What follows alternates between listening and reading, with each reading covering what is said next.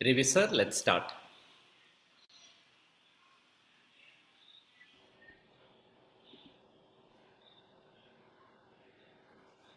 Dr. Revi. Can you make me the co-host so I can share my slide, or you want me to wait? Yes, sir, please wait. Yeah. We'll introduce you, sir. Yeah. Good evening, everybody.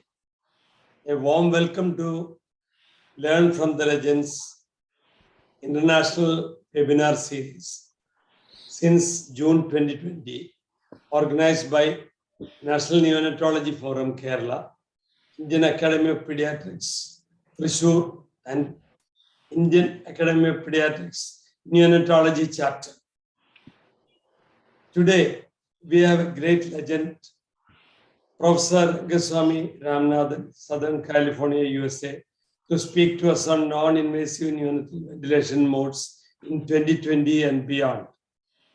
And to moderate this session, we have two eminent neonatologists from India, Dr. Sindhu Shivanandan, consultant neonatologist, Cloud9 Hospital, Chennai, and Dr. Somasri Ray,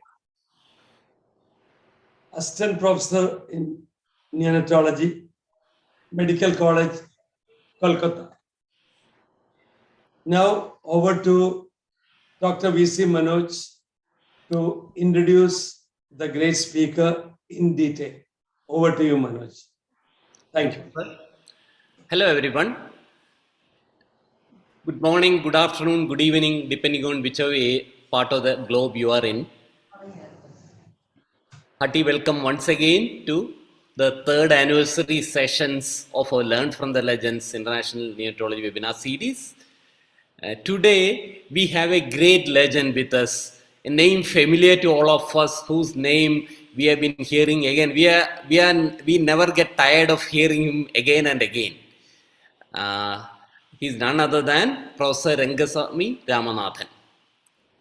Rangasamy Ramanathan is Professor of Pediatrics, Division Chief of Neonatology and Director of NICU at LAC USC Medical Center, Keck School of Medicine of the University of Southern California. We all know that Professor Ram directs one of the largest fellowship programs in neonatal perinatal medicine in United States with 18 fellows in the program. He is the director of NICU and the neonatal hemodynamics program as well. His research interests include surfactant therapy, NIV, hemodynamics, and oxygen toxicity. Professor Ram is the author of more than 100 peer-reviewed articles published in many leading journals and has written chapters in several textbooks, including the ones that we all grew up studying, Average Disease of the Newborn and Rogers Textbook of Pediatric Intensive Care. He is a member of the editorial boards of Pediatric Research, Trials, the Journal of Pediatrics and Neonatology, and the Journal of Maternal, Fetal and Neonatal Medicine, all the great journals we all read. And to speak of awards, the list is endless. I will just select a few from this list. He is a recipient of numerous teaching awards from the departments of Pediatrics and Obstetrics and is listed in the best doctors in America each year by his peers since 2005. I would call the most precious award for any teacher. Professor Ram was the recipient of David N. Shaw Physician of the Year Award in 2004 from PAH Good Samaritan Hospital for his medical leadership in perinatal center. This award recognizes physicians for their extraordinary dedication to patient care and compassion for patients and staff. Dr. Ram in 2012 also received Hero of the Medical Center Award for his dedicated and innovative leadership of the NICU and the expert care treatment of the world's third smallest baby delivered at LAC USC Medical Center. He has received honorary awards from Brazilian Congress of Intensive Care Medicine for his contribution to intensive care in South America in 2015. He is a global neonatologist. In 2017, Professor Ram has received the Lifetime Achievement Award from the National Neonatology Forum of India during the 37th Annual Conference of NNF for his contribution to neonatal care. He is the honorary member of the Hellenic Society of Perinatal Medicine, Athens, Greece, for his contribution to perinatal medicine. He is frequently an invited speaker at national and international scientific meetings and conducts workshops on neonatal care all around the globe. Last time when we conducted IAP Neocon, the International Neonatology Summit in May, unfortunately he already had a prior commitment. That's why he could not be with us physically, so he had to deliver the lecture virtually. And to speak of his creativity, he has designed a simple nasal interface called RAM nasal cannula, something we are all very familiar with and we use. It's being used widely across the countries to deliver NIV in neonates. I would cut short all these and then end with saying that more than everything, he is a very practical neonatologist and a down-to-earth, genuine human being. Over to you, sir. Thank you so much, Professor Manoj, for inviting me. I always like to share a little bit of knowledge I have, and also I learn whenever I go and talk to other people. So it's a two-way street for me. I still learn. I read more now than when I was a fellow. So things are constantly evolving. So I like to keep it up to date. So I try not to give the same talk twice. I try to add as much as I can, the new information. Can you see my slides? Not really now, sir. Right.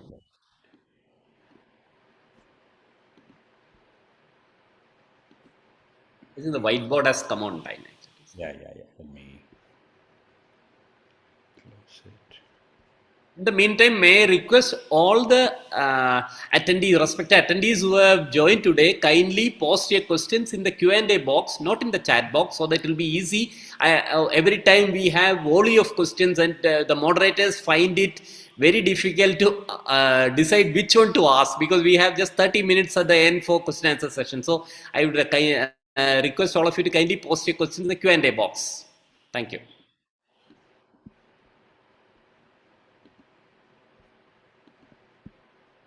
Are you able to? Yes. Yeah. Yes, it has come. I think Yeah, it should be made. slide. Yeah, like slide. There we go. I see Professor Moretti there. Hello, how are you? He's another guru on NIPPV. So he was there with us for the IAP Neocon, and then he is a very respected viewer in our groups. Yeah, Hello. he's hello. Hello, Professor Moretti. You want to say a few words before we start? Yes. Thank you.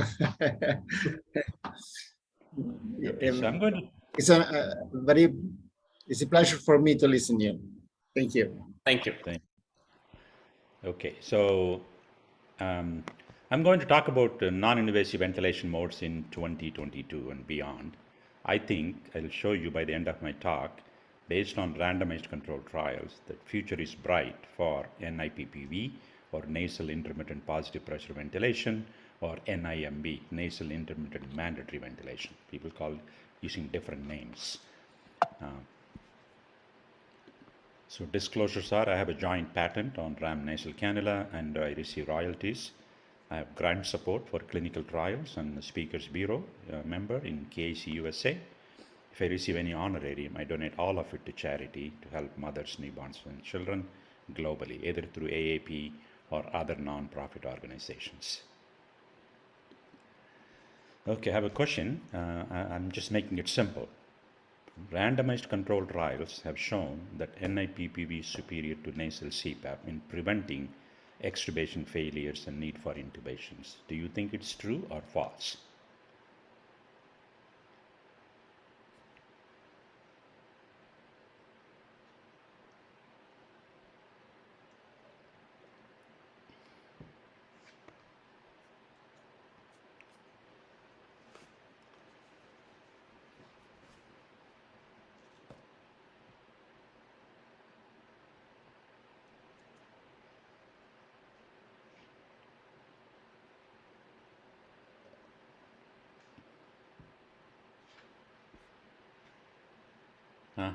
That's easy. So I need to convince only 24% of the people. That's great. Okay, here is, okay. Again, my objectives are understand the practice of non-invasive ventilation as a primary mode or a secondary mode of respiratory support, describe the different modes of NIV, describe the role of using nasal high-frequency jet ventilation as a novel means of NIV support. If you don't have jet, you can use nasal oscillatory ventilation. Use of newer technology, NIV+. This is the best thing I think that happened in terms of NIV. You can actually see the pressures at the tip of the nasal interface. Any interface you're using, either RAM cannula, binasal prongs, this Puritan Bennett ventilator is a software that's approved by FDA, validated. So you can actually, you set a pressure on the ventilator, right? Like 20/6. That's what I usually start. But I don't know if the baby, what is coming out of the prongs or the cannula prongs. So here, based on the resistance, length of the tubing, you know all Poisson's law, they measure at the tip and tell you how much. So if I set it at 20, there's no leak, I get about 18 to 19 centimeters of PIP. If I set PEEP of 6, I get 5 or 5.5. If there is a leak, big leak, it could be 3 or 4. So it tells you in real time. So you can adjust the pressures or minimize the leak. So it's extremely good. I don't know if you have Medtronic's PB980 ventilator. We changed all our ventilators to PB990 after this got approved by FDA, and now we're using it. I'll show you some at the end. So again, there are a number of modes of non-invasive ventilation. I just give you my answer here. Cpap works, I agree, but failures with Cpap are high, unacceptably high. And I'll show you data from randomized controlled trials. So some of you that have attended my previous talks, you might be familiar with this slide. So when we say NIV, you need to make sure what do they mean by NIV. Is it Cpap? Is it Cpap? Is it NIPPV? So nasal Cpap, you can deliver with bubble Cpap, ventilator Cpap, or infant flow driver Cpap. They're all the same. Randomized control trials have shown there's no difference between the different modes. At one time, there was a report from Toronto that showed that during bubble Cpap, because of the bubbling, you get some amplitude, like 2 to 3 centimeters, and that could help ventilating the babies with high CO2. But when you compare that with ventilator Cpap, it's the same. Failure rates are similar. Second mode is Cpap or BiPAP or DuoPAP. So it basically mimics Cpap. And why do I say that? The high pressure that you can deliver with a Cpap machine is about 11 to 12 at the most. Sometimes you may be able to get 15 at very high flow rates in the second meter to set the low pressure or Cpap. So the delta pressure is like 11 over 6 or 12 over 6, so 6 centimeters of delta pressure. If the delta pressure that controls the volume gets into the baby really has high CO2, it's impossible to ventilate the baby. That's where Cpap fails. And because of resistance in the system, you have to use a longer inspiratory time, like 0.8 or 1 second. The third, I'll show you data comparing Cpap versus Cpap or DuoPAP or BiPAP. Third mode is NIPPV. It truly mimics invasive ventilation without an endotracheal tube. You make all the changes you do as if the baby is intubated. So I don't even ask if the baby is intubated or not. Somebody shows me the blood gas, 7.23, PCO2 68. I say, okay, go up on the pressure or go up on the rate. So you do exactly. So when I said 20 over 6 as my starting baseline pressure setting on any baby, and then I go up or down based on the response to the blood gas or transcutaneous monitoring. So I already have delta pressure of 14 centimeters, right? 20 minus 6. So you can ventilate the babies if the baby has high CO2 very easily. And the delta pressure can be 20 to 25. For example, if you have 30 over 5, you get 25 centimeters of delta pressure. It's flow limited. Most ventilators nowadays automatically adjust the flow based on your peak inspiratory pressure. If we have to set a flow rate, generally it's about 10 to 12 liters per minute or 3 times the size of the endotracheal prongs. I generally say 10 to 12 liters per minute.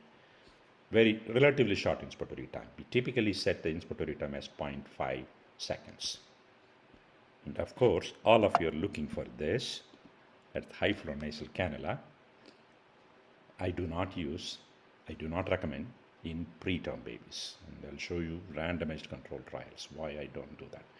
Pressure is neither measured nor controlled. We have zero idea how much pressure is being delivered, and we have no control on the pressure. So depending on the flow rate, higher the flow rate, higher the pressure. And depending on the baby's respiratory rate, spontaneous breathing, the FiO2 that you dialed in is not what the baby gets. If the baby's tachypneic, his FiO2 that you dialed in gets diluted, he gets lower FiO2. If the baby's breathing slower, you get the FiO2 that you dialed in. So FiO2 is variable. Pressures are not predictable, and that's why I don't like to use high flow nasal cannula, heated, humidified high flow nasal cannula.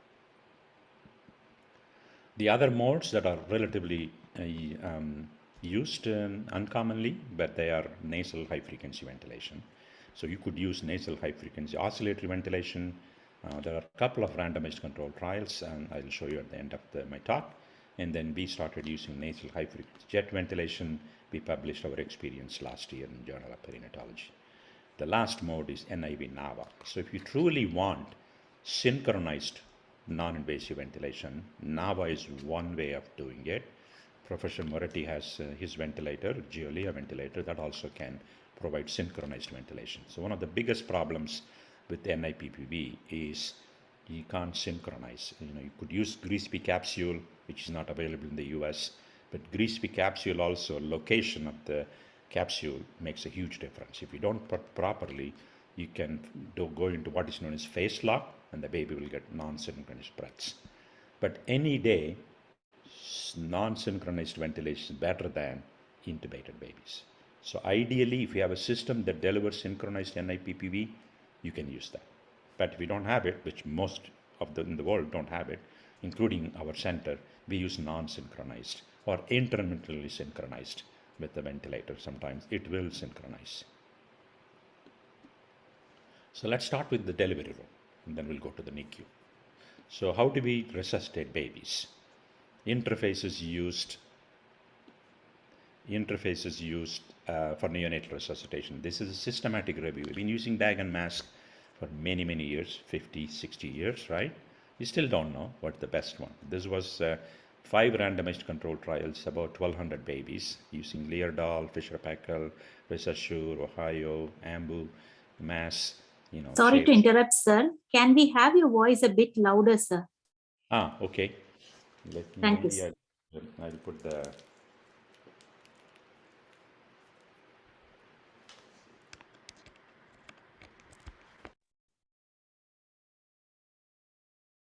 Okay, can you hear me better? Yes, sir. Perfect, sir. All right. Okay. Thank you. Thanks for. So in this study, they concluded there is little high quality evidence for choosing an interface to provide positive pressure ventilation. Binasal cannula appears to offer some advantages over face mask, but need further testing. This was published by a group from Melbourne in 2020. So these are some of the interfaces we use either in the delivery room or in the NICU, right? Face mask, Argyle prongs, Hudson prongs, Inca prongs, or nasal mask. And we also designed the Neotech ram nasal cannula. It's basically binasal prongs designed like a nasal cannula. So you can attach to a bag, you can attach to a TPs, you can attach to a conventional ventilator, or you can attach to high frequency ventilator. Again, this is the only interface we use in our NICU and in our delivery rooms. So what is ram nasal cannula? It's basically a simple binasal prong interface with a 15-minute adapter, as I mentioned, during neonatal resuscitation in the delivery room to deliver Cpap, sustained inflation. Sometimes we do sustained inflation, even though the SAIL trial, sustained aeration of infant lung, showed a higher mortality in that SAIL group. They really don't know why the babies died. I think it was too much manipulation during giving sustained inflation. So in babies under 28 weeks, if their heart rate is not coming up on Cpap or NIPPV, we will give sustained inflation at 20 centimeters for 10 seconds. NIPPV, TPs. In the NICU, you can do Cpap, NIPPV, or all NIV NAVA, nasal oscillation, nasal jet, low flow cannula. We typically use low flow cannula. Most people define as less than 2 liters per minute. In pediatric ICU patients, we use in our PQs and other PQs. In some people are using it even outpatient settings when they send babies home with tracheostomy or home ventilator, they use the ram cannula. So let's go back and look at the problems with bag and mask ventilation. This was a study published by Neil Feiner, who is very well published and very well known for his resuscitation, and in 2009. So look at it, they're supposed to bag 20/5. And you can see that as they are bagging, there's no change in PD gap color until they reach the point B, when airway pressure was increased, altered by the operator. So then color change. The tracing 2, you can see that the pressure is not being reached. It's all over the place, even though he told everybody to bag at 20/5. And likely due to significant gas leaks that happen even in experienced hands. These are all neonatologists who did the study. More recently, a second study published by Schmalzer, again from Canada. He has also done lots of studies on resuscitation. He has a big simulation center. So he looked at what happens. This is in 56 babies using a respiratory function monitor. You can see the pressures here, gas flow here, and tidal volume here. So he showed that airway, using a face mask during resuscitation, resulted in airway obstruction, defined as a 75% decrease in the exhaled tidal volume, happened in 1 out of 4 babies. Leaks happened in 1 out of 2 babies. 51% mask leak and airway obstruction, very common in very low birth weight infants with face mask. And that is why they're trying to resuscitate the baby with a face mask. Sometimes they don't respond because of the leaks and airway obstruction. Because when you put a mask, the tongue falls backward and the tongue will obstruct the hypopharynx. Another interesting paper from Netherlands, where they looked at 429 babies, all of them are less than equal to 32 weeks, effect of face mask on breathing pattern. So when they applied the face mask, this is what happened. what is known as trigeminal cardiac reflux. So you probably read it in medical school, forgot about it, that they brought it back to our attention, that there are three branches of the trigeminal nerve in the face, innervate in the mouth, nose area. And they showed that if you activate the trigeminal cardiac reflux, you put the mask, 54% of the babies became apneic, developed bradycardia or desaturations. So they concluded that whether avoiding sensitive area around the mouth by using alternative interfaces like nasal prongs would decrease the risk for inducing TCR, or trigeminal cardiac reflux. And that's precisely what we did. And this is, Dr. Satyan, as soon as you see this cartoon, he's very good in drawing. And so he gave me this drawing. So what are the advantages of not using ram cannula or Hudson prongs or Inca prongs in the delivery room? Less dead space, because all the gas that you are delivering goes into the hypopharynx. You're totally avoiding the oropharynx, because in the mask, you're also do Mr. Sopa, you partially open the mouth, some of the gas that you're pushing in is staying in the oropharynx. That doesn't take part in gas exchange. That's anatomical dead space, right? Less chance for TCR, reflux, and less leaks. You just close the nose, put the cannula, and do like this during resuscitation. These are the three reasons why binasal prong or a nasal cannula will be more effective during resuscitation than a mask. So this is our own experience, retrospective study published by one of my fellows, Dr. Pedro Paz at that time, my respiratory therapist, and Dr. Manoj Beniwali, who is a faculty now in our place. So we had 102 consecutively resuscitated babies using ram cannula as the interface. Babies weighed from 270 to 4.6 kilo. And in about one fourth of them were less than 1 kilo, and 1 to 2 kilos. And you can see babies requiring chest compressions in the delivery room was 5%, and intubated in the DR, 8% of the babies required intubation. Pneumothorax accidentally was seen on chest X-ray in 5% of the babies, and in-show treatment was surfactant was given. At that time, we were using in-show technique in about 28% of the babies. Remember, there's a lot of big babies too, 23 to 41 weeks. We did a second retrospective study looking at babies less than 1,500 grams only. There were 221 babies. This is before we started NIPPV in the DR. This is the Cpap group, 27 weeks. The NIPPV group for resuscitation, 27 weeks. Delivery room intubation was much higher, 85% compared to 31% of the babies required intubation. Emergency intubation was also significantly lower if we start using TPs and your finger to support the baby that requires positive pressure support in the delivery room. And IVH, no difference. Invasive ventilation at 24 hours of age, 66% compared to 38%. Duration of invasive ventilation was also much less, 11 days compared to 2 days. Surfactant was used in both groups 90% of the time. Remember, all of these babies were around 27 weeks and 900 grams with a standard deviation of 300 or 290. So it is effective both in small babies and in bigger babies. So we also looked at what happens in bigger babies, over 1,500 grams. Again, very similar to the babies under 2,500 grams. Intubation was, these big babies, 14.7% versus 7%. So 50% reduction in the need for intubation. Invasive ventilation at 24 hours of age, 7.6% versus 17%. Median duration of ventilation also lower. So you can effectively resuscitate the babies using NIPPV in the delivery room if the baby requires positive pressure support or due to respiratory distress, rather than just applying face mask and Cpap. So, okay, what happens if the babies fail Cpap? This was a study by Peter Dargaville from Australasia, published in Neonatology almost 9 years ago.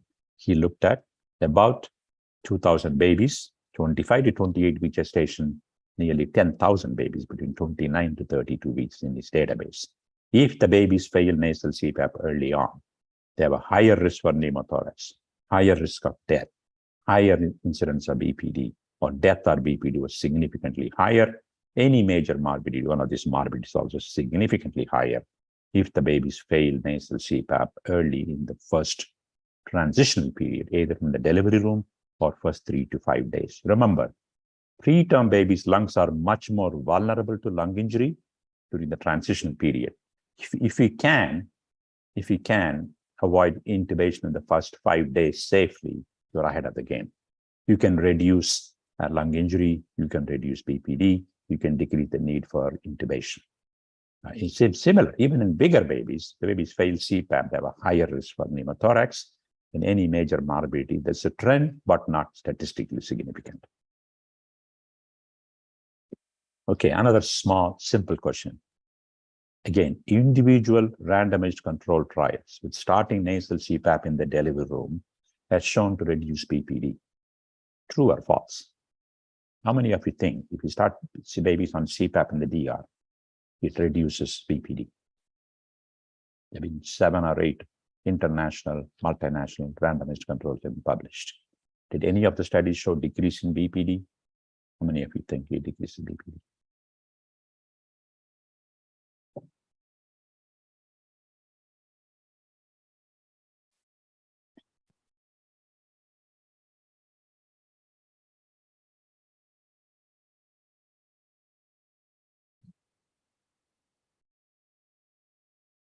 %26. Oh boy, I have to work harder to show you the data. 74% of you think that these randomized control trials showed that CPAP in the delivery room decreases BPD, right? I thought so too. Look at the data. These are 8 randomized control trials published around the globe. TPAS from Netherlands, Colin Marley, all of you know, an internationally known legend in neonatology, from Australia, New Zealand. ROAS from South America used bubble CPAP. CurePap trial from Italy. Support trial by Neil Feiner and then NICHG group in the United States. Vermont Oxford Network delivery room management trial using bubble CPAP. Goepel from Germany, they used CPAP and then surfactant. Canmus from Turkey. Okay, every single trial. Look at the failure rates. When I say failures, these are babies that were randomized to CPAP or intubation in the delivery room. Look at the baby that were randomized to CPAP. What happened to them within the first 5 days of age? Okay, 33% to 52% of the babies failed that were started on CPAP and got intubated within 5 days. I told you, if you can avoid intubation in the first 5 days, you are ahead of the game, right? And here, the support trial, which had the youngest gestation age babies, 26-week gestation, with the mean birth weight of 835 grams. A third of the babies didn't even make it out of the delivery room, got intubated. 83% of the babies, 8 out of 10 babies got intubated in the first 5 days. Support trial, okay? So failure rates, even none of the studies I did, thank God. It's all done by my colleagues, experts in the field of neonatology. It doesn't seem to work in their expert hands in randomized controlled trials. 1/3 to half of the babies failed and got intubated. Then let's look at the death or BPD. Okay, all these 8 trials, 7 trials that was in the systematic review and meta-analysis, not a single study showed a difference in BPD. If we put all studies together, number needed to reduce BPD is 35 babies. Okay. But again, these are different population, different inclusion criteria, different gestation age. So individual studies, none of the studies, all of them touched confidence interval 1 or crossed 1. That's why that 74% of you who said that it decreases BPD, it doesn't in individual studies. Yeah, if you treat 35 babies, different population, different CPAP setup, you reduce number needed is 35. I'm not telling you to intubate the babies in the delivery room. You should avoid intubation in the delivery room, but you can do something better than straight CPAP, especially in micropreemies. Okay, so what can we do to prevent CPAP failures? People have done a number of things. One is to choosing a lower threshold for FiO2 for early rescue surfactant therapy, clearly decreases CPAP failure. Optimizing the CPAP pressure, we used to start at 5. Now the recommendations are 6, according to European consensus guidelines. And others have shown, like Kakelaya Venkat from Dallas, he published a paper on a quality improvement bundle where he called OptiSurf. He optimized the CPAP. They all started at 5. increased to 6, and then went to 7 centimeters. And then for 7 centimeters, then the FiO2 was 0.3 or greater, they gave surfactant, and they were able to reduce the Cpap failures down to 10%. So that is their QI. Choosing less Lisa, but I don't have time to talk about these things. So today I'm going to talk about alternative modes of non-invasive support to reduce Cpap failure. Okay, now another simple question. In randomized controlled trials, Cpap or BiPAP is superior to nasal Cpap in preventing extubation failures or need for intubation. How many of you think Cpap or BiPAP is better than just straight Cpap?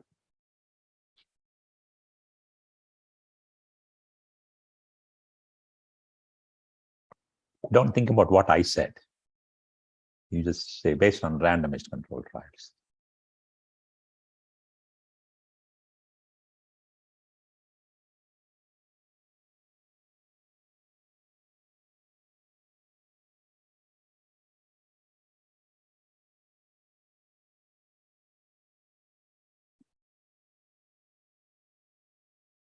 $50-50. Okay. Divided house. Yeah. Let me see. If I can show you the data. Okay. A lot of my friends have shown the evidence. The biggest study, called mother of all studies, is done by Harish Kripalani, okay, from Canada. Now he was in Philadelphia. Now he went back to Canada. He became Professor Emeritus. So he published a study in New England Journal. All babies are less than 1 kilo, ELBW babies. Everybody less than 30-week gestation, 1,009 babies, okay. This was published in New England Journal. Title of the paper said, a trial comparing non-invasive ventilation strategies in preterm infants. And then people read the title, read the conclusion, right? Conclusion said, NIPPV doesn't work. I said, time out. This is not a study of NIPPV. So they had in their original table this column as NIPPV. I changed it to Cpap. I'll tell you why.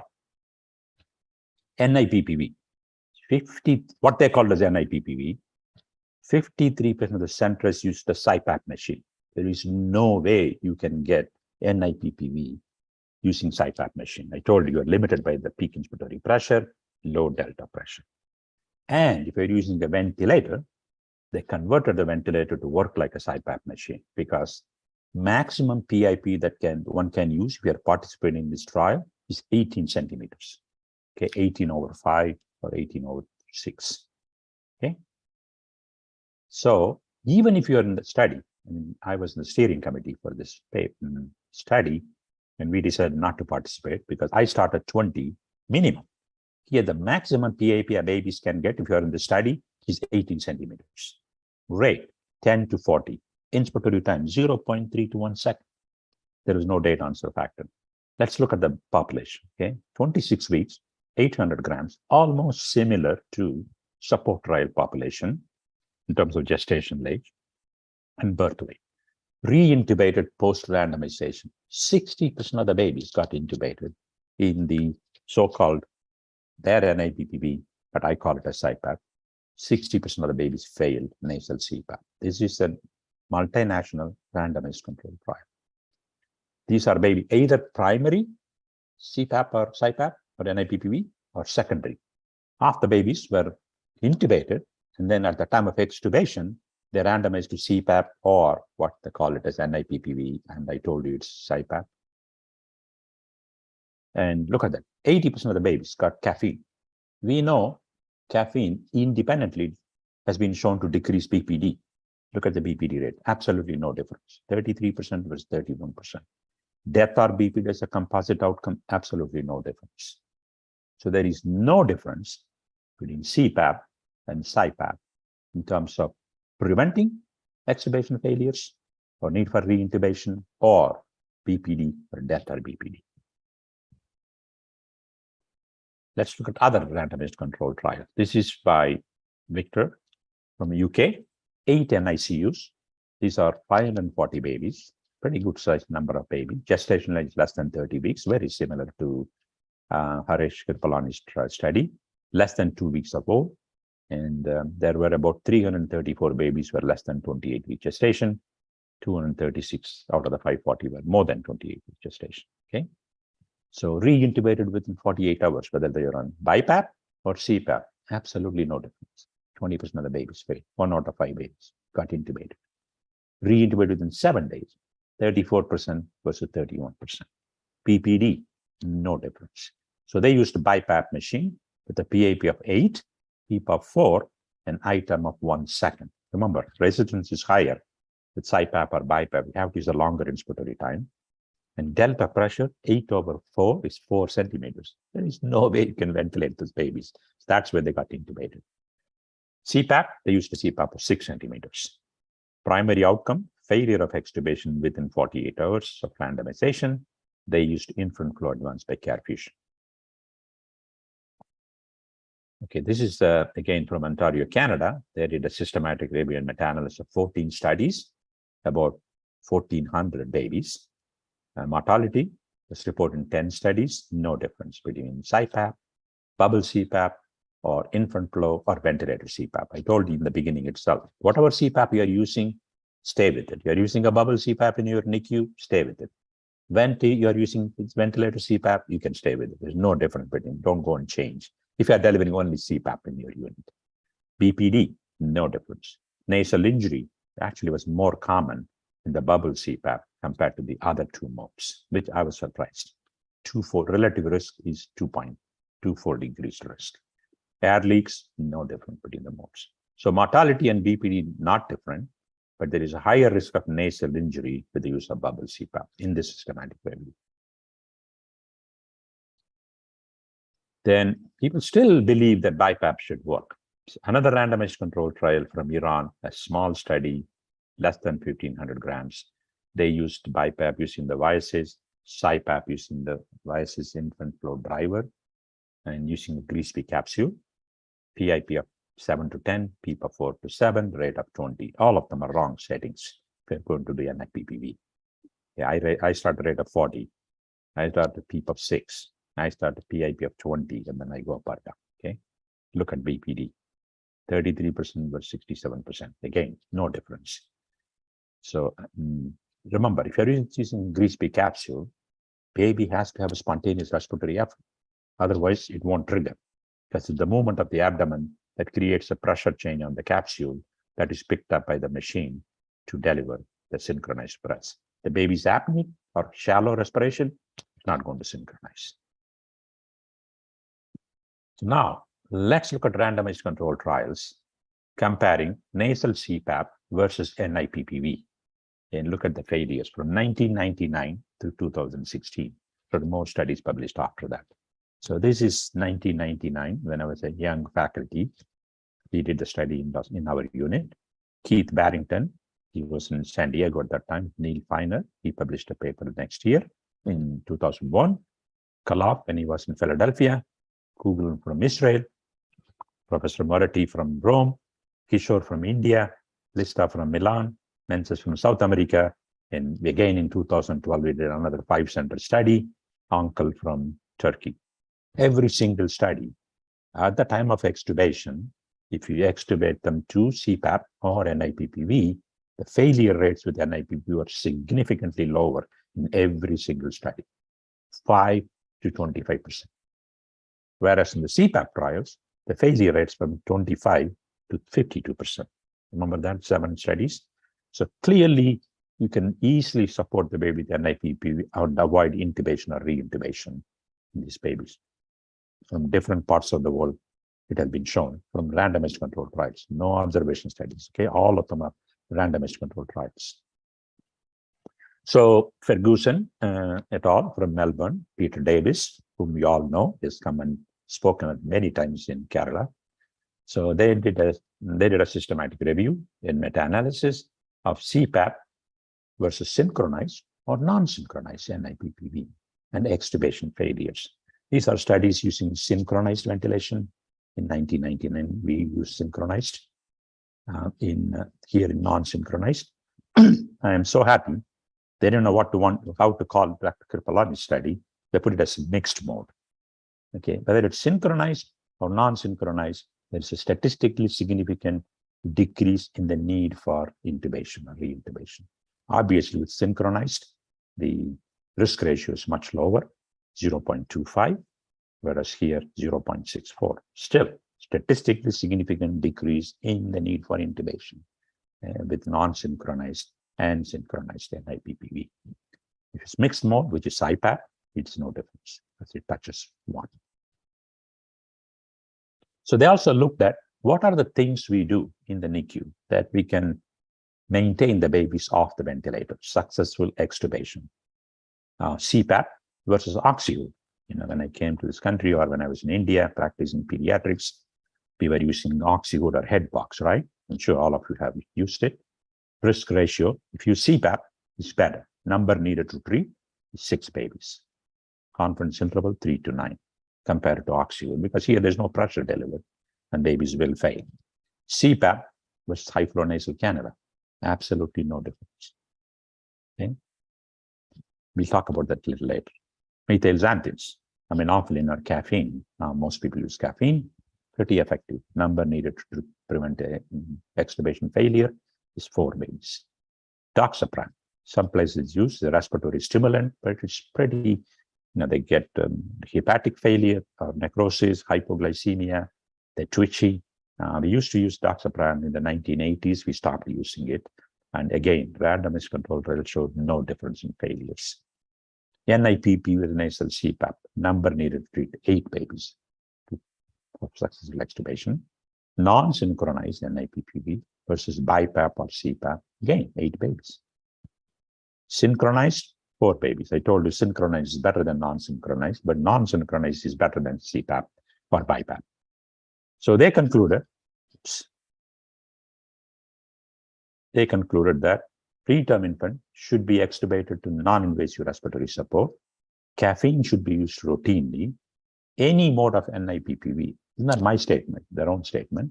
Any mode of NIPPV, synchronized and non-synchronized, is superior to nasal Cpap in preventing extubation failures. Now let's look at another. This is Lemry from Canada, Lafont from US, Colbos, Peter Davis from Australia, Cochrane review in 2017. So they looked at early NIPPV versus Cpap in preterm with RDS in 10 studies, about 1,000 babies. What did they conclude? This is what their conclusion. Early NIPPV in the first 5 days does appear to be superior to nasal Cpap alone for decreasing respiratory failure and need for intubation and endotracheal tube ventilation among preterm babies with RDS. Okay.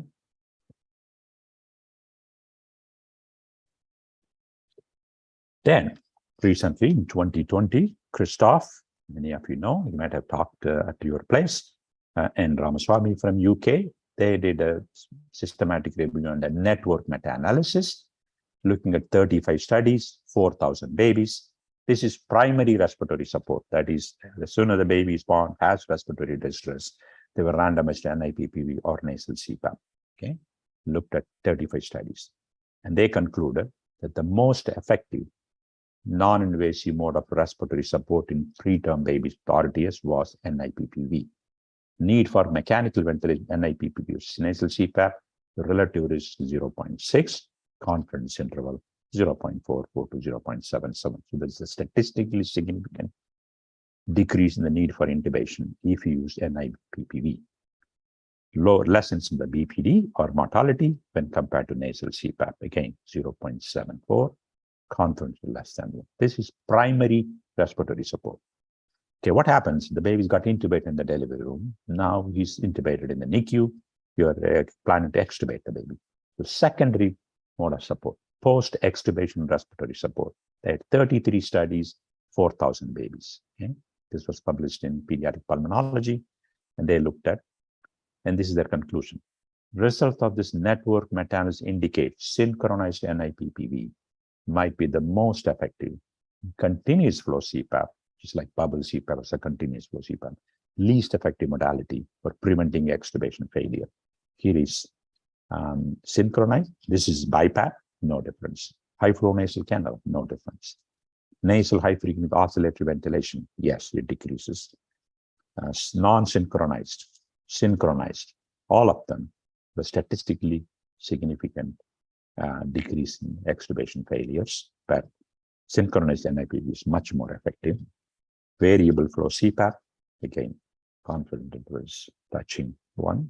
So variable flow CPAP is like if you're using a ventilator CPAP.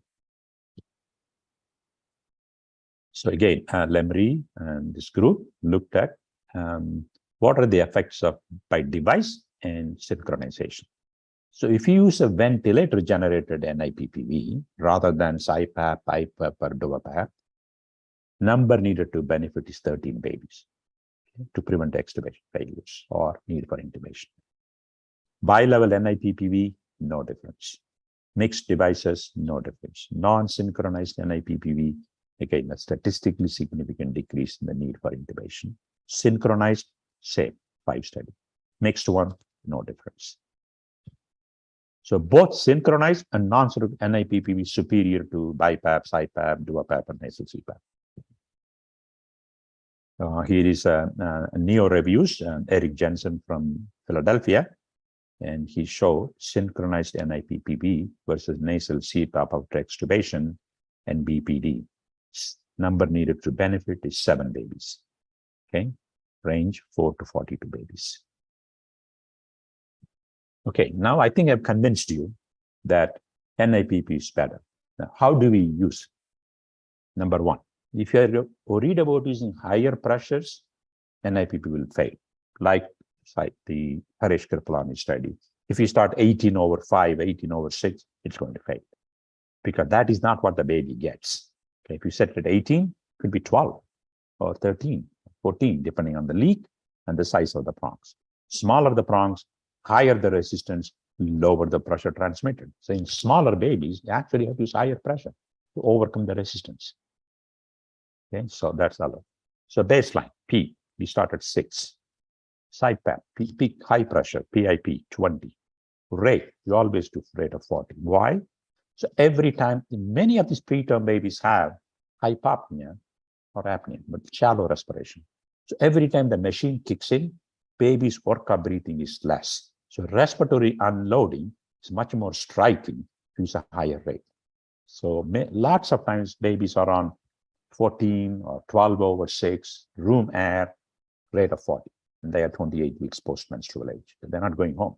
So once the baby get to 32 weeks, then I try to come down on the rate and then switch the babies to CPAP. So even on room air, keeping the babies on CPAP promotes lung growth. That's what bubble CPAP does in Colombia. That's very Rakeshani. To keep the babies on CPAP until 32 or 33 weeks because that stretch promotes lung growth. Flow rate, as I said, adjusted. In babies with BPD, severe BPD and airway disease, sometimes we have to use pressured SIS 35 or 38 and PEEP 6 to 10 centimeters because airway collapses. They get tracheomalacia. So babies with BPD have airway disease, lung disease, parenchymal disease, and vascular problem, right? So in those babies, you want to maintain the bronchus and trachea letting open. So stent them with high PEEP. So you use PEEP of 10, sometimes they use 12. Philadelphia, their BPD unit, they use CPAP of as high as 20 centimeters of PEEP, positive and expiratory pressure. So called chronic phase ventilator management, which is totally different than RDS management. Low rate, long inspiratory time, large tidal volume, like 10 to 12 ml per kilo is high PEEP. Here is one of our first babies, nano preemies, 270 grammer, born at 24 weeks. My fellow goes to resuscitation. He couldn't intubate the baby, so we had just brought in ram cannula a year ago. He said, okay, I'm going to resuscitate the baby with cannula. So baby was successfully resuscitated and had umbilical arterial line, venous line. And the same baby at 331 days in my follow-up clinic, at 377 days in my follow-up clinic. You know, I was young at that time. Now I lost hair. My hair became gray. This is at 5 years of age. This baby is now 11 years old. Moved to Texas. I don't get to see the baby that often. Okay, now let's look at a study is there any randomized control trials using ram cannula? People ask all the time. I said, yeah, I didn't do it. Luckily, it was done by a group in Israel. They did a comparison of ram cannula versus binasal prong or mask for NIPPV in preterm babies 24 to 34 week gestation. In this randomized control trial, they used babies were about 900 grams, 29 week gestation, intubation within 72 hours, no difference between the two. Maximum PIPP, they used 19/6 rate of 30, 18/6 rate of 25, very similar. PPD, no difference. Neck, no difference, 2% versus 5%. Time to full feeds, no difference, 9 days versus 8 days. Time to discharge, 59 days to 64 days. What they found was that moderate to severe nasal injury was significantly less, 5% versus 17%. So they call the ram cannula as Clint. Clint is cannula with long and narrow tubing. That's the ram cannula they used.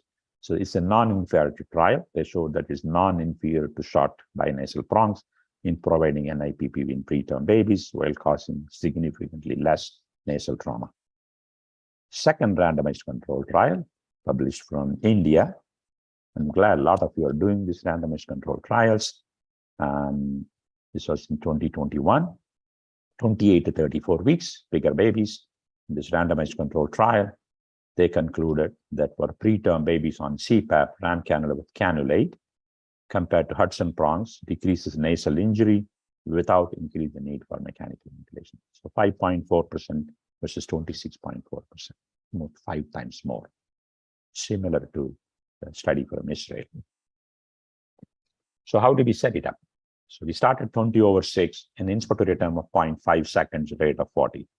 When the FiO2 is less than 0.4, PCO2 is less than 60, pH is over 7.25, we wean the PIP first, and then the PEEP, finally the rate.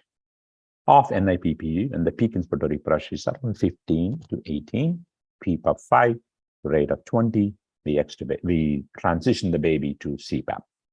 And then off Cpap, when the Cpap is less than 5 or equal to 5, to low flow cannula. This usually happens around 32 weeks. So we try each of these modes to do weaning for about 24 hours to make sure baby is doing okay.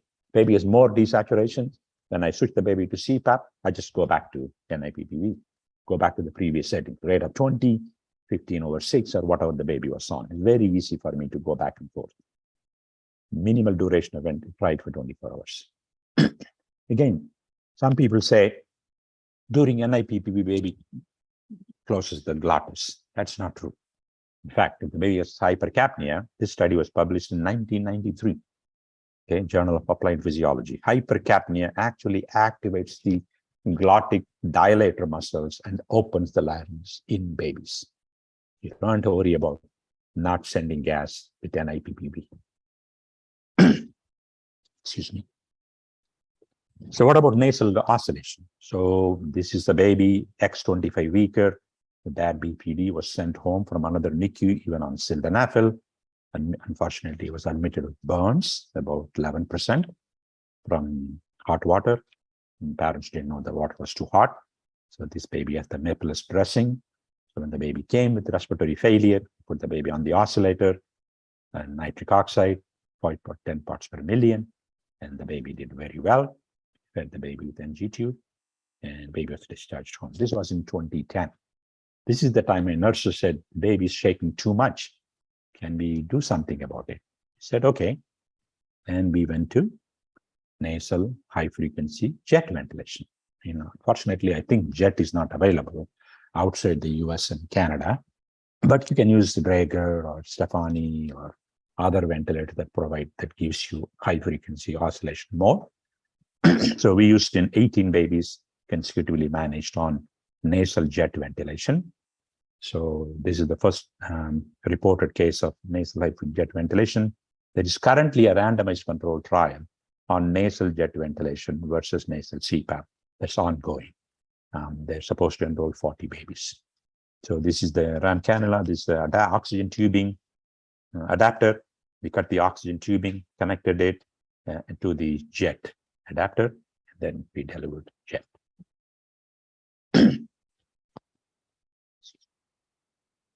So if you're using any mode of nasal ventilation, high frequency or jet or oscillation, remember one thing, you have to use lower frequency and longer inspiratory time. Timing is everything. The longer the time, the more tidal volume gets delivered. Lower the frequency, the more tidal volume gets delivered. So typically, if it's using a sensor medics, recommendation is 8 to 10 hertz. You can go to 1:1 IE ratio. And if you're using Bronchotron, I'm not sure if you have that, but Draeger, I'm sure you all have it, or Baby Log, 6 to 10 hertz amplitude, use twice the PIP that you had, peak airway pressure, IE ratio 1:1, Leone plus or Stefani, variable IE ratio. So you put the same as above. Jet, as I said, I showed you what we do. Okay, here is the best thing that happened, okay? Knowing what the patient actually sees. This is the first ventilator that has this data. Puritan Bennett, 980. So I set on the ventilator, PAP of 20, a PEEP of 8. And then it tells you this is mean airway pressure, this is the rate, 40. And this is peak inspiratory pressure at the interface, IF, is 20. P, I said 8, baby's getting 7.6. This is a 24-weeker, 780 grams in my unit right now. Leak, 0.4 liters per minute. Okay, so you can actually see what the baby gets. So there's no more guesswork on, oh, I don't know how much pressure the baby is seeing. Doesn't mean it gets into the lung, but that depends on if the baby keeps the mouth open or big leak, right? But even with leak, you can see what the baby is actually coming through the nose, into the nose. Here is another baby. I set a PIP of 22 and the PEEP of 6. How much the baby is getting? 15. This is the set pressure, PEEP of 6, and this baby is actually on nasal jet. This baby is on NIPP plus nasal jet ventilation. You can see baby's getting a PAP of 15. So even though I dialed 22, baby's getting only 15. So I have room to go up on it because the leak is 2.2 liters. As a percentage, 88% leak. Even with 88% leak, you are able to deliver a pressure of 15 centimeters. So if I see this, I can go up on the PIP to 24, 26, knowing that the baby is not getting 26. Then I will know exactly what's coming out of the interface. Okay. No more guesswork. So here is, we use the nasal jet. You can see that we set the PIP, jet PAP of 20, jet rate of 5 hertz or 300. Jet valve on time, we increased it to 0.28 at 28 milliseconds. IE ratio is still pretty good, 1:6.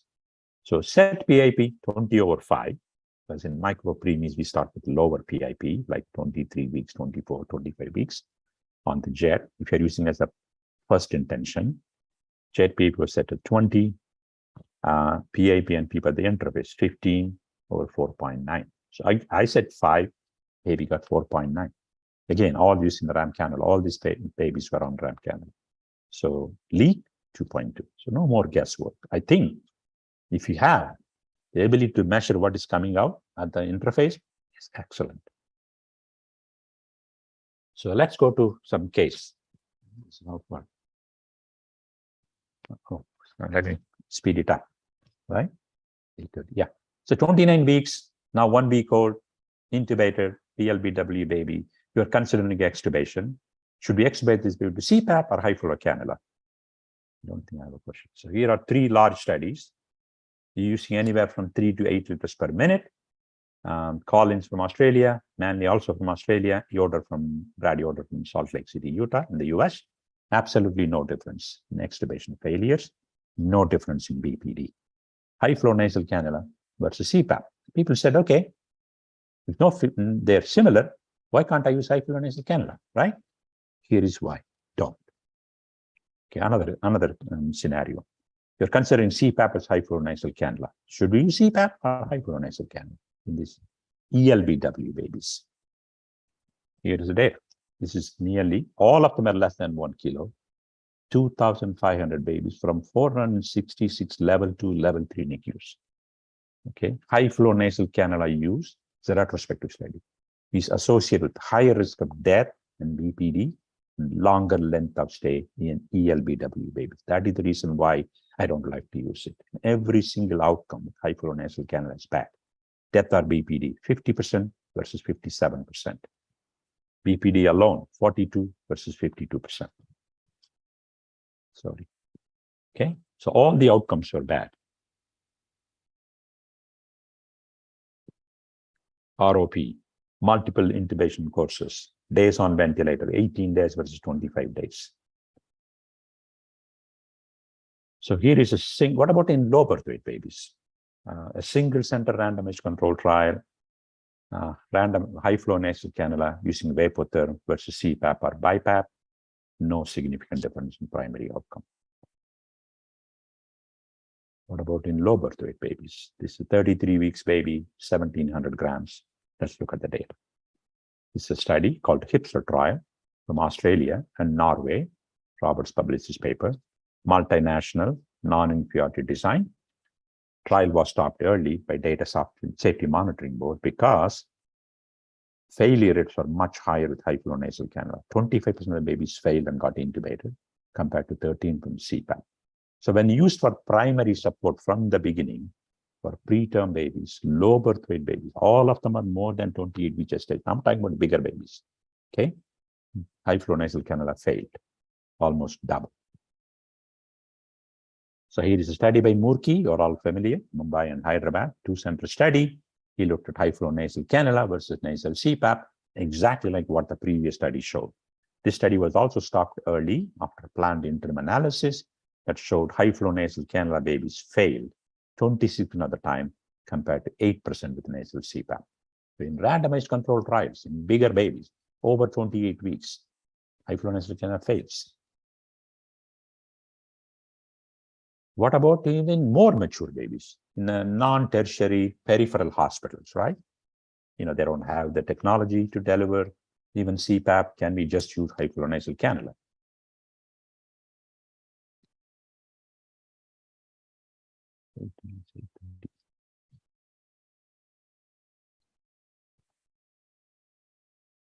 Small, level 2, non-tertiary centers.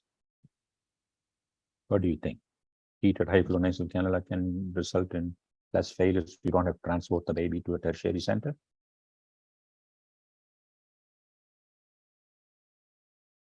I'm really curious to know what people think. Oh boy, 44% of the people think it's true. Okay, I'll show you. Again, Dr. Manley, who thinks high flow nasal cannula should work, keeps on doing studies, good friend of mine. This is in 9 centers called the Hunter trial, randomized control trial, okay? 31 weeks. Look at the baby. Mean gestation like 37 weeks. Mean birth weight, almost 3 kilos. High flow nasal cannula, 6 to 8 liters per minute versus CPAP, 6 to 8 centimeters, trying to match. Treatment failure, 20% compared to 10% nasal CPAP. So they concluded high flow nasal can result in significantly higher incidence of treatment failure than CPAP when used in non-tertiary special care nurseries as early respiratory support in preterm babies. Now, here is another study looking at high flow nasal cannula versus CPAP and NIPP from Japan. Randomized controlled trial from 6 NICUs published in 2020. Again, they showed that high flow nasal cannula results in significantly higher treatment failures, 26% versus 15%, or 31% versus 16% within 7 days. So I think it's not patient friendly based on studies. Pressure and oxygen delivery is variable, may result in prolonged exposure to pressure or oxygen, maybe used if you want post-extubation in babies over 1250 grams. Again, data doesn't support it, randomized controlled trial. Safer to use CPAP or NIPPV where you can control the pressure and oxygen. So that's my last slide. I think I've convinced you based on randomized controlled trials, NIPP when used as the primary mode or following a period of mechanical ventilation, decrease the need for intubation and less BPD. Limited number of randomized clinical trials have shown decreased death or BPD with NIPP. Number needed to 7. Safe, feasible, effective, easy to implement. Failures are similar with CPAP or BiPAP or CPAP or DuoPAP. All of them are same. Jet ventilation may be used as an alternative. For future, less invasive surfactant administration and then NIPP. Or you could do LISA versus CPAP, but failure rates will be higher here. So thank you so much. I'll be happy to answer any questions. I know I went a little bit over. Yeah, 8 minutes. Thank you so much, sir, for this wonderful lecture. At the end of it, I think you are able to convince us that NIPP is the best mode among all non-invasive ventilation methods. Sir, there are a number of questions which have come up, and we would like to take it one by one. Sure. First, I would like to ask you, how do you define CPAP failure with respect to FiO2 or the CPAP pressures? Very good question. Most of the studies, the CPAP failure was if the FiO2 was consistently over 60%. Remember, alveolar oxygen, PaO2, P uppercase A, at 60% is about 400, which is what causes lung injury and pulmonary hypertension, so-called pre-capillary pulmonary hypertension. So you want the alveolar PaO2 to be lower. You know, Dr. Satyan came up with the word sagentophobia, fear of 60. You really don't want to be 60% oxygen, giving 60% oxygen or greater to the babies.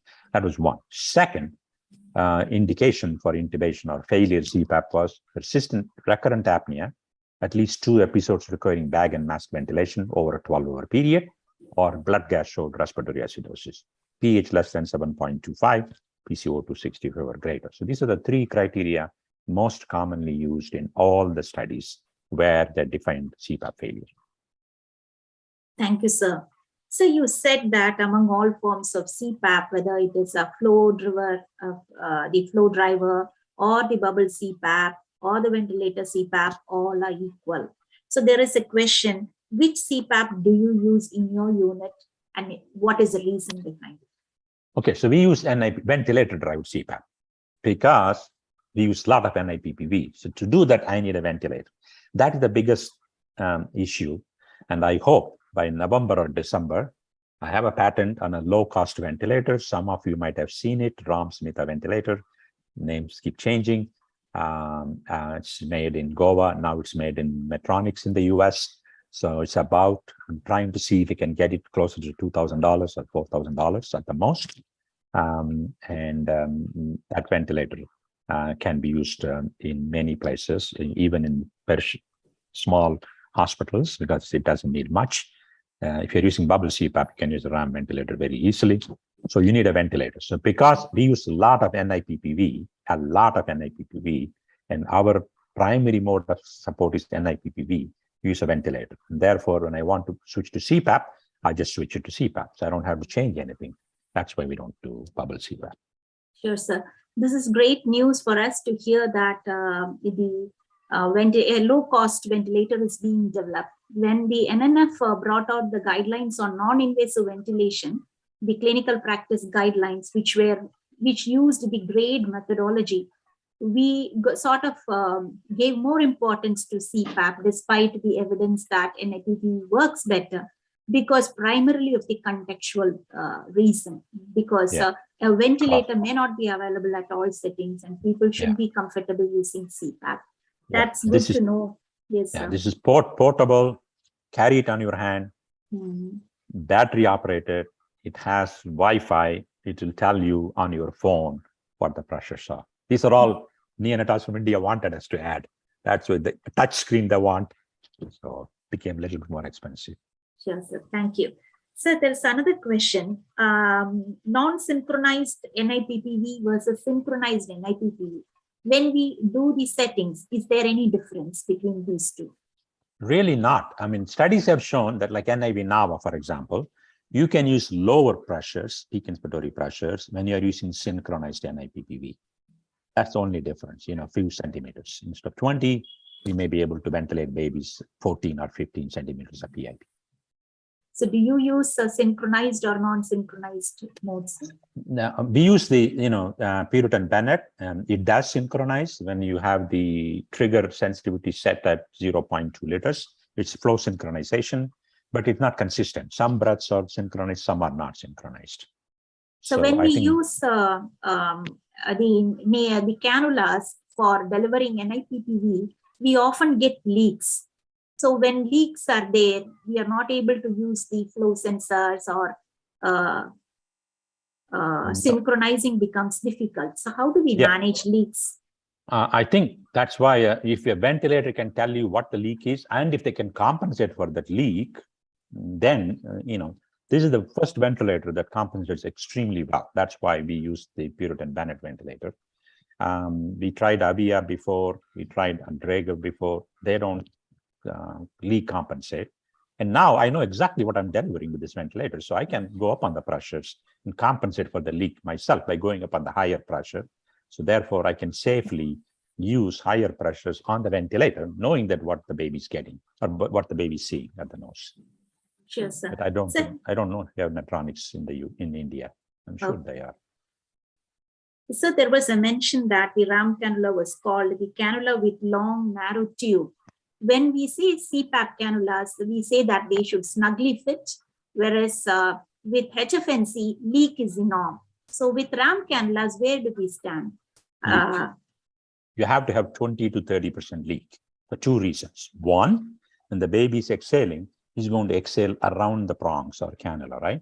So you want to reduce expiratory resistance, expiratory work of breathing. Second, I want to avoid any injury to the septum. We have done over 20,000 days of NIPPV. Only 4 babies, fortunately, had transient ischemia or erythema. So you have to avoid nasal injury. That is the key thing. No columnar necrosis has been reported, septal necrosis. So you have to have leak. Therefore, you have to use a little bit higher pressure. Sure. So when do we call NIPPV failure? Like what settings? We are starting at 20/6. So it's just in babies less than 28 weeks. If the PIP use is more than 3 centimeters above the gestational age, for example, at 24-weeker, if I'm at 27 centimeters delivered here, then I say, okay, that's too much pressure. I may consider as NIPPV failure or same Cpap failure criteria. But in older babies, we have to use 30 or 35. Then if NIPPV fails, we now have the option of using nasal high-frequency ventilation. So number of babies that fail is becoming considerably less in our unit. And people that use nasal high-frequency too. Okay, sir. Thank you, sir. We have more questions coming up by Dr. Somshri. Okay. So thank you, sir, once again, for your excellent talk. So we have a few more relevant questions. So one question is, as you have mentioned, that ideal PIP should be 20, PWP 6, and that inspiratory time little bit longer, 0.5, with the set respirator at 40. The question is it the same setting you would prefer for irrespective of any gestation and weight, or is there any? No, any gestation or rate, because the rate, I put it at 40, because I want the baby to grow and not use any energy to breathe. So I support the baby. When the baby takes a little breath, the machine kicks in and supports the baby's breath. So people have done studies putting esophageal catheter, looking at the pleural pressure. So babies that have deep breath, but when the ventilators use the breath, the pleural pressure becomes less negative. Number one. Number two, same pressures, because you remember, in smaller babies, the size of the cannula is small. The resistance is higher. So I'm not delivering 20, I'm delivering about 70% of the PIP I dialed in. Same PIP, if I use the bigger cannula in bigger babies, I'm delivering 90% of the PIP. That's why for ease of practice, we use start at 20 and then go up or down, depending on the gases or transcutaneous. Okay. So throughout your talk, as you have beautifully mentioned why the NIPPV is better in comparison to Cpap. So in your center, what do you practice basically? Suppose a 700 grammer, 27-week delivered and received T-pace resuscitation in the delivery room, and after shifting to NICU, so you start NIPPV directly. Don't you? Okay. number one, I practice what I preach. Okay. There are some people who preach and do different things. Some people have done, they've done their own randomized controlled trials and still come to me and say, hey, you should use that. And I say, you publish the paper and you're telling me to use that mode. So I preach, if I believe in it and if I see the evidence, then I do what I talk to people or I preach. I practice what I preach. So yeah, everybody goes on NIPPV in my unit. Everybody that requires respiratory support goes on NIPPV. In the delivery room, we use NIPPV with the finger, use the T-piece, bring the baby to the NICU, which is very close, and then I put the baby on NIPPV. And if the baby doesn't need it, rapidly wean the baby to CPAP within hours. Even TTN babies, sometimes I put them on NIPPV or nasal CPAP. You remember, we have vent machines onto every bed.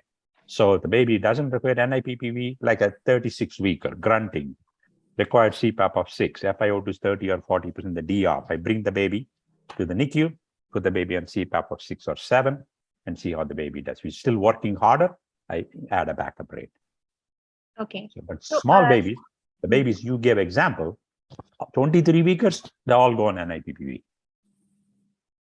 Okay. Unless they get intubated in the DR. Okay. Sir, if we see the ascites individually, but has been actually included in the systematic review and meta-analysis for the comparison of NIPPV versus CPAP. So there are few contradictory, findings or analysis that maybe the sample size is less, the trials are unblinded, and also the group they use the CPAP is basically low CPAP. So there is practice of high CPAP, like more than 8 centimeter even in few centers. So do you feel the same benefit will be visible in those centers also, in those cases also? So what about the generalizability of these, studies or whatever these RCTs? So that is the problem, systematic review and meta-analysis, because you're combining different population, different ventilator, different mode of CPAP, and that's the problem. But if you look at individual studies, because they use the same pressures in both groups, right? CPAP, and same in all patients. None of the studies showed a difference. In Australia, at that time, they were using CPAP of 8. Colin Marley, even today, Colin Marley's group, the Coin trial, they said, we will not participate in the trial if you drop the CPAP to less than 8. But that's the practice in Australia. I'm sure some of you trained there. 8 centimeters for everybody. Guess what happened to these babies? Pneumothorax, 9%, 4 times higher in the CPAP group. Why? If the baby got intubated within the first 5 minutes in the delivery room in the Coin trial, they were out of the study, right? So sicker babies are out. Median FiO2 in the baby that were randomized to CPAP, 21%. So these are babies that had no lung disease, and you start at CPAP of 8, you get more pneumothorax. So yeah, even with CPAP of 8, failure rates are still high in the Coin trial. Okay. Sir, one more question. That what about is there any studies which have measured the resistance, the level of resistance, if we use the RAMS cannula? Because that is the thing. That is the thing. That is the limitation for this type of device. Absolutely. There are studies published looking at the 3 different sizes of RAM cannula, published by Robert Chapman and Prabhu Iyer. He's now he was in Cleveland. Now he joined Children's Hospital Los Angeles. He published a paper in a test lung model, and they showed that 70, 80, 90% of the PAP is delivered with small, medium, and newborn size cannula that have been published in test lung. Now, I exactly have babies on the RAM cannula, and I know what pressure it is. So I can tell what the resistance is. Okay. So there is one more entity which is called basically low resistance DILC. That is double inspiratory loop cannula. So what is it exactly? I don't know what that is. I never used it. What is it called? Double? That is DILC, double inspiratory loop cannula. I have not used it. It's not available in the US. Okay. So. One more question, sir. So they have asked, so whether there is any any facility to measure the tidal volume while we are using NIPPV? Yeah, I mean, this ventilator does measure the tidal volume delivered. If you, I don't know if you remember, I showed you on the screen. It does measure the tidal volume. Again, inspiratory tidal volume. So that doesn't mean what is actually baby's getting. Ideally, you would like to measure expiratory tidal volume. I think Professor Moretti's system does use expiratory tidal volume to trigger and deliver the breath. So, but most of the ventilator NIPPV settings, they don't measure the tidal volume. We just go by, it does give you the inspiratory tidal volume, but you basically adjust your pressures based on your CO2. Okay. Sir, many of the centers are using basically the Draeger Babylog 8000 plus for this, this NIPPV. Basically, they're removing the flow sensor and just putting on that SIPPV mode. So, is it the right way to use, or there should be the separate software and separate mechanical ventilator? No, I mean, this is the only P-Roten Bennett is the only ventilator that actually so far measures that the distal and the interfaces, any interface. But you can use, before that, we used, without knowing what's coming out through the other end, we just assumed that if I said 20 with a small size cannula, based on the in vitro studies, a baby will get 70% of the pressure with a 30% leak.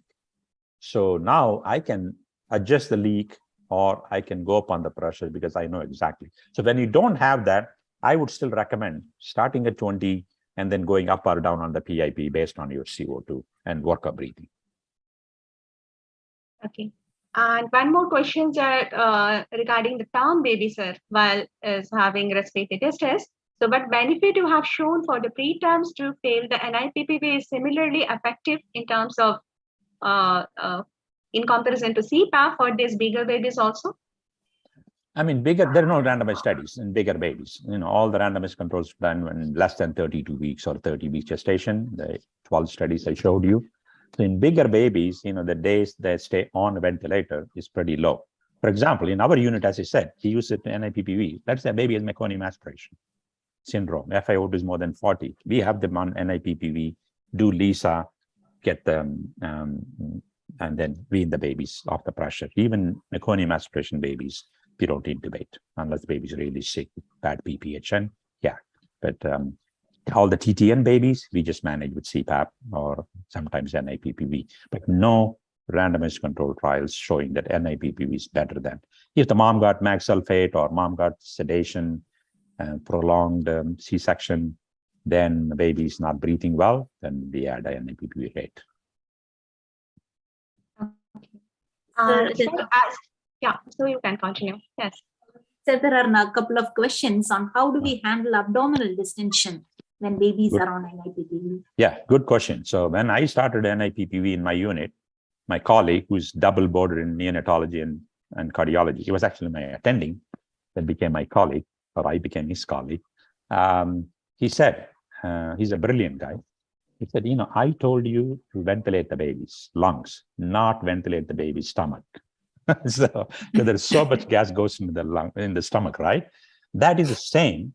Whereas you are on Cpap belly, it's called Cpap belly. Okay, babies get Cpap. If you're on Cpap or NIPPV, the incidence of abdominal distension is same.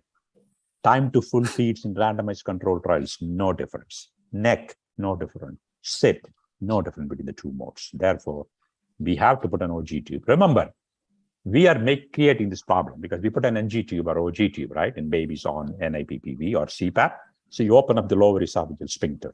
The lower esophageal sphincter pressure is 9 to 11 centimeters. There is no way you're going to deliver that much pressure to the lower esophageal sphincter. Because we are keeping it open with a feeding tube, we have to feed the baby, the air goes easily at the point of least resistance. So you have to aspirate. So every 3 hours or 2 hours, we have to aspirate. That very soft abdomen, you all have seen that, but it's pretty impressive distension. So we have to aspirate before we feed. That is a problem with any mode of Cpap or NIPPV. So one more interesting question is, what is the threshold for delivering surfactant when babies are on NIPPV as a primary mode? We use the FiO2 of 0.3. In babies less than 25 weeks, He's on 23%, 24%. Somebody wants to give it, I say, go ahead and do it.